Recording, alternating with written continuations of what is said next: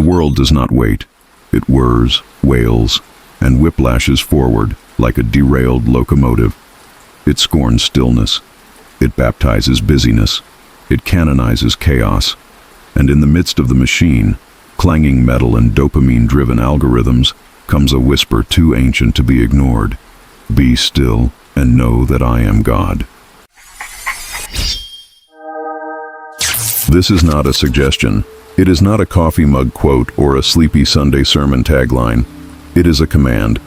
It is the sound of the sovereign slicing through the static, a divine ceasefire in the middle of your mind's battlefield. Be still.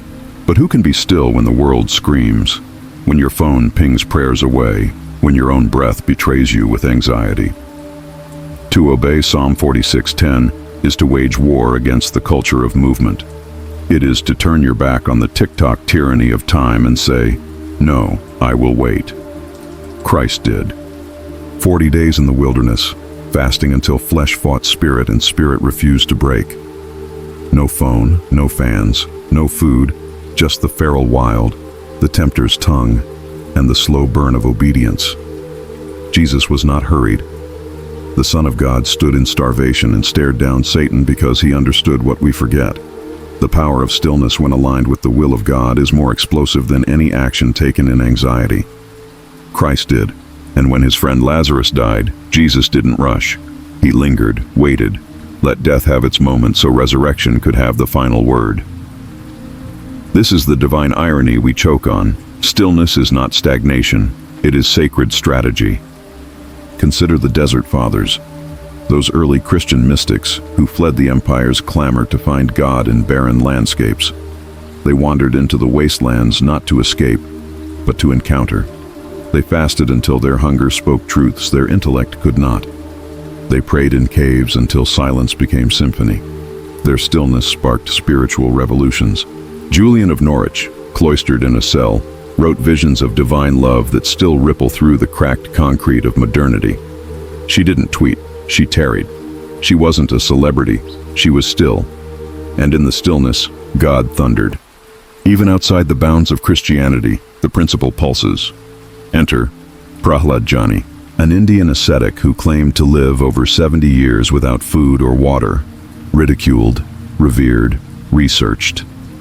Whether you believe his claim or not, Jani's life is a paradox we must at least poke at. Doctors studied him, skeptics scoffed, yet he sat, still and unshaken, claiming divine sustenance from a goddess. While not our truth, his stillness challenges us. He is an echo, albeit from a different songbook, of the ancient understanding that something, or someone, beyond the physical can sustain the soul. The difference? Our source wears a crown of thorns.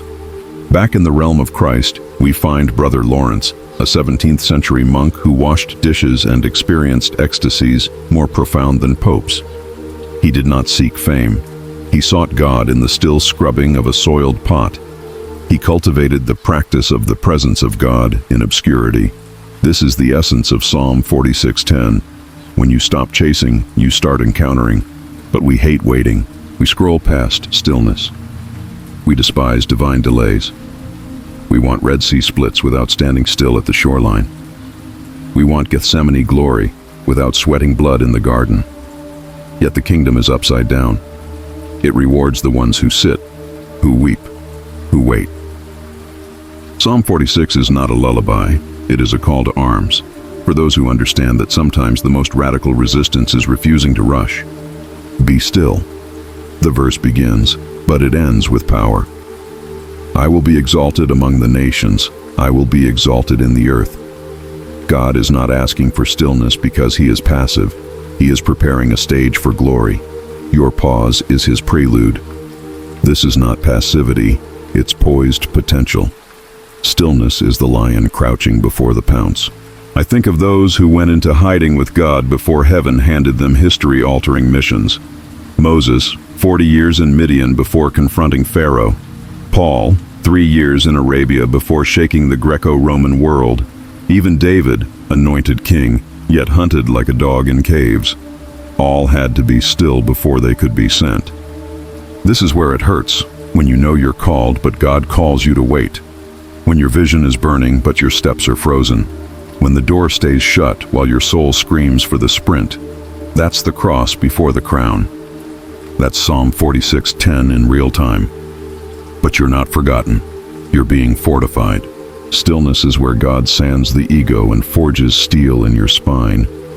He silences your flesh so your spirit can speak. It's in the hush that you hear the holy. It's in the wilderness that you meet the wild love of a waiting God. Let the world rush. Let Babylon burn with its blue-lit distractions. Let the crowd scroll into oblivion. You, be still.